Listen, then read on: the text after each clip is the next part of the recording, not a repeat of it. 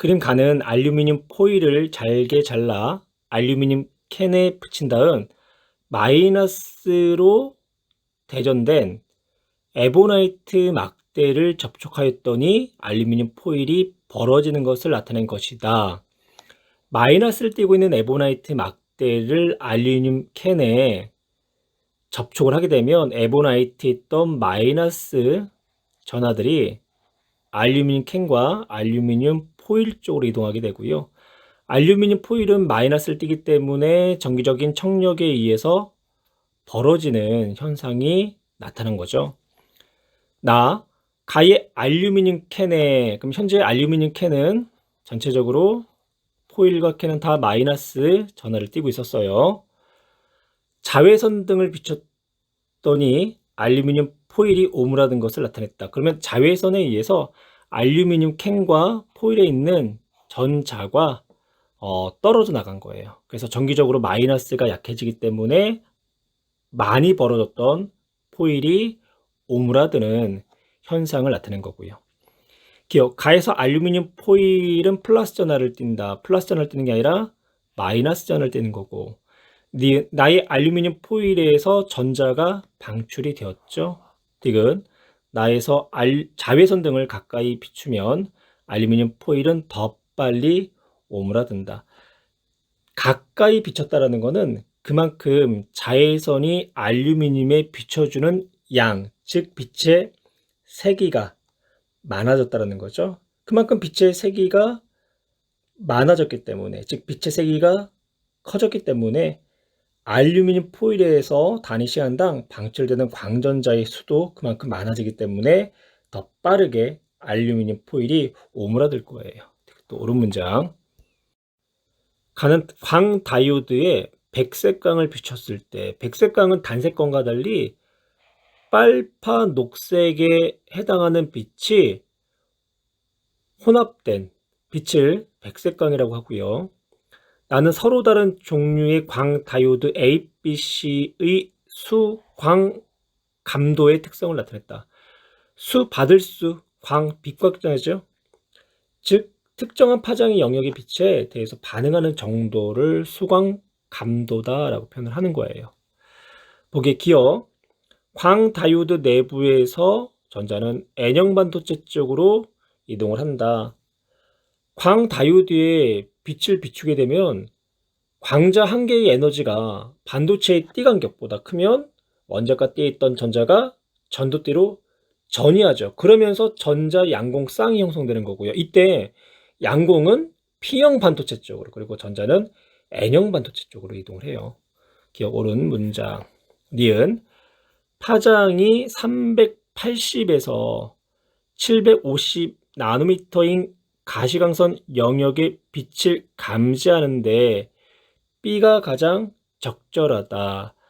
380에서 750 영역 되면요, 지금 한 요 정도가 되는 거죠.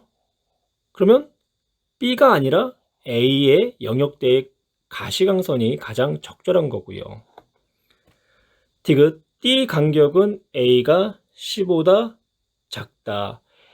A 영역은 파장이 짧은 영역, 그리고 C 영역은 파장이 긴 영역이죠. 그러면 파장이 짧은 영역에서 D 간격이 더 커야 되겠네요. 따라서 정답은 1번. 1함수가 더블링 금속판에 단색광을 비출 때 광전 효과가 일어나는 것을 나타냈고요. 표는 단색광의 파장과 단색광의 세기를 변화시킬 때 동일한 금속판에서 방출되는 광전자의 최대 운동 에너지를 나타냈대요. 한 개 진동수 이상의 빛이라고 한다면 빛의 세기가 셀수록 떨어져 나가는 광전자의 개수는 많아지는 거고요. 그리고 비춰준 빛의 파장이 짧을수록, 즉 비춰준 빛의 진동수가 클수록 떨어져 나가는 광전자의 최대 운동 에너지 값도 커지게 되는 거죠. 기억, 단위 시간당 방출되는 광전자의 개수는 빛의 세기에 비례하기 때문에 B일 때가 A일 때보다 많다. 옳은 문장이 되는 거고요. 니은, 단색광의 파장은 A가 B보다 짧다. 파장이 짧다라는 거는 진동수가 크다. 진동수가 크면 클수록 떨어져 나가는 광전자의 운동 에너지도 커지게 되는 거죠. 그래서 A가 B보다 광전자의 최대 운동 에너지가 크기 때문에 파장은 A가 B보다 짧다. 옳은 문장. 그러니까 단색광의 진동수의 크기를 비교하고 있는데요. 광전자의 최대 운동 에너지는 빛 에너지에다가 1함수를 빼준 값이죠. A의 경우 최대 운동 에너지 5W. 그러면 비춰준 빛의 에너지는 6W가 되겠네요. C의 경우 4W가 된 거죠. 2W군요. 2W. 최대 운동 에너지. 그럼 1함수를 빼준 값이 2W니까 3W. 그러면 빛 에너지는 프랑크 상수의 빛의 진동수의 비례하기 때문에 빛의 진동수는 6대3, 즉 2대1 값이 나오겠네요. 그래서 A가 C의 3배가 아니라 몇 배? 2배가 된다. 따라서 정답은 3번. 그림 가는 어떤 광원에서 나오는 빛의 세기를 진동수에 따라 나타냈고요. 나는 한 개의 진동수가 F0인 금속판의 진동수가 FP인 단색광을 비췄을 때 이때 단위 시간당 방출되는 광전자의 개수를 N0 그리고 최대 운동 에너지를 E0로 나타냈네요. 가를 보시면 A는요.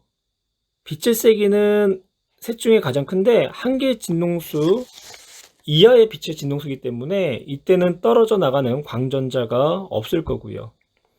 그리고 비춰진 빛이 B일 때 이때 떨어져 나가는 광전자가 N0, 최대 운동 에너지는 E0였죠. C는요. B보다 빛의 세기가 약하기 때문에 떨어져 나가는 광전자의 개수는 N0보다 적을 거고요. 그리고 진동수가 C가 B보다 크기 때문에 최대 운동 에너지는 E0보다 큰 값을 나타낼 거예요. 기억. 진동수가 A인 단색광을 비치면 광전자가 방출되지 않고요. 한 개 진동수 이하이기 때문에 진동수가 FC인 단색광을 비추면 광전자의 최대 운동 에너지는 E0보다 작다가 아니라 크다가 되는 거죠. 디귿. 진동수가 FC, C인 단색광을 비치면 단위 시간 동안 방출된 광전자의 개수는 N0보다 작다. 디귿 옳은 문장. 그래서 따라서 정답은 4번. 디지털 카메라에서 영상을 저장하는 과정을 나타냈다. 빛이 카메라 렌즈를 통해서 CCD에 도착을 하면 CCD에서는 정기적 신호로 전환을 하죠. 그러면 그 정기적 신호를 디지털화 시켜서 정보 기억 장치에 저장을 하는 순서로 영상 정보를 기록하게 돼요. 보기의 기억, CCD에서 광전 효과가 일어나 전기 에너지를 빛 에너지로 변환시킨다. 전기 에너지를 빛 에너지로 변환시키는 대표적인 예가 LED가 되는 거죠. CCD는 광 다이오드를 이용하잖아요. 빛 에너지를 전기 에너지로 변환을 시키는 장치가 되는 거죠. 니은 CCD의 각 화소에 발생하는 전하량은 입사하는 광자 수에 비례한다. 예, 옳은 문항이 되는 거고요. 디귿 CCD에서 발생한 전기 신호는 디지털 신호가 아니라 아날로그 신호이기 때문에 아날로그 디지털 변환기에서 아날로그인 전기 신호를 디지털 전기 신호로 변환을 시켜주는 거예요. 따라서 정답은 2번. 전자 현미경의 전자총에서 나오는 전자의 물질파 파장을 구하는 과정에 대한 내용이다. 전하량이 E, 질량이 M인 전자가 정지 상태에서 전압 V로 가속되어 속력 V로 슬릿을 통과할 때 이때 전자가 받은 1은 운동 에너지로 전환된다. 따라서 전자의 전하량 곱하기 정지 상태의 전압은 전자의 운동 에너지와 같다. 운동량의 크기 질량 곱하기 속도는요. 입자의 물질파의 파장은 mv분의 h가 되는 거죠. 2번, 3번 가능하고요.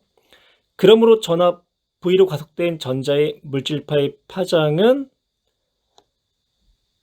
나와 같다. 정답은 2번이에요. 이 과정을 한번 유도를 한번 해볼게요. 전자의 운동 에너지는 다음과 같이 표현할 수 있다라고 했죠.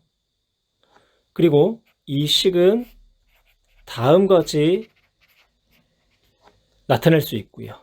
또한 물질파의 파장은 질량 곱하기 속도분의 프랑크 상수로 나타낼 수 있고, 질량 곱하기 속도, 즉 운동량은 파장분의 프랑크 상수로 나타낼 수 있다고 했어요. 그러면 위의 식은 2n분의 1 람다분의 h의 제곱으로 나타낼 수가 있는 거고요. 그래서 위의 식을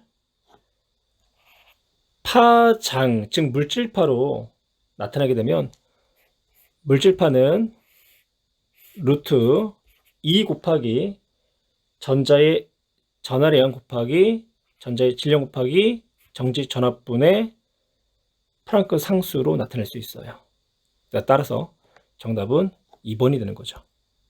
전압 V로 가속되어 속력이 V가 된 전자가 단일 슬릿과 슬릿 간격이 D인 이중 슬릿을 통과하여 형광판에 나타난 간섭물이 나타낸 것이다. 델타 X는 형광판에서 이웃한 밝은 무늬 사이의 간격이 되는 거고요.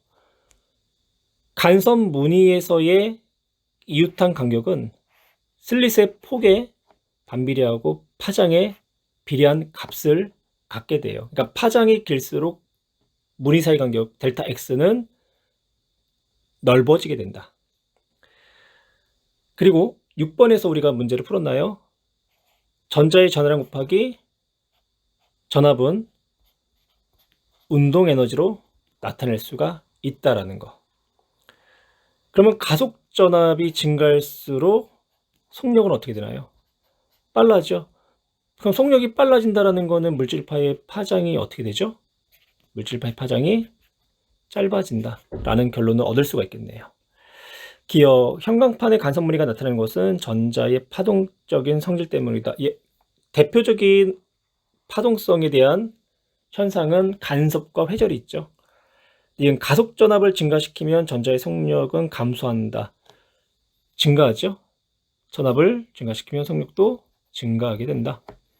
니은 옳지 않은 문장. 전자의 속력을 증가하면 델타 X는 감소한다. 전자의 속력이 증가가 되면 물질파의 파장이 짧아지기 때문에 무늬 사이의 간격이 감소한다. 디귿 옳은 문장. 주사 전자 현미경과 투과 전자 현미경의 특징을 비교하여 순서 없이 나타낸 것이다. 주사 전자 현미경은요, 시료에 3차원적인 상을 얻을 수가 있고요. 투과 전자 현미경은 투과 과정을 통해서 상의 2차원적 단면을 얻을 수가 있어요. 투과 전자 현미경은 그만큼 투과력이 좋아야 되고 분해능이 좋아야 되거든요. 따라서 물질파의 파장은 투과 전자 현미경이 작아야 된다. 그만큼 전자선의 속도가 빨라야 돼요. 전자선의 속도가 빠르다는 것은 또한 그만큼 가속 전압이 커야 되겠죠. 6번과 7번 문제에서 전자의 운동 에너지는 전자의 전하량 곱하기 가속 전압과 같다라고 배웠어요. 3차원적인 상을 얻기 위해서는요, 시료 표면에 금속으로 코팅을 해야 돼요. 그리고 이 금속으로 코팅된 이 물질은 전기 전도성이 좋아야 되고요. 투과 전자 현미경은 투과 과정을 통해서 2차원적인 단면을 촬영하는 거기 때문에 그만큼 시료가 얇아야 하고요. A가 주사 전자 현미경이 되는 거고 B가 투과 전자 현미경이 되는 거죠. 보기 기억. 사용하는 전자선의 물질파의 파장은 투과 전자 현미경인 B가 더 짧아야 되겠죠. 기억 옳지 않은 문장이 되는 거고. A는 즉 주사 전자 현미경은 3000상을 얻을 수가 있다. 옳은 문장. 디귿. B는 시럽 표면의 전기 전도성이 좋아야 된다. B가 아니라 A가 되는 거죠. 따라서 정답은 1번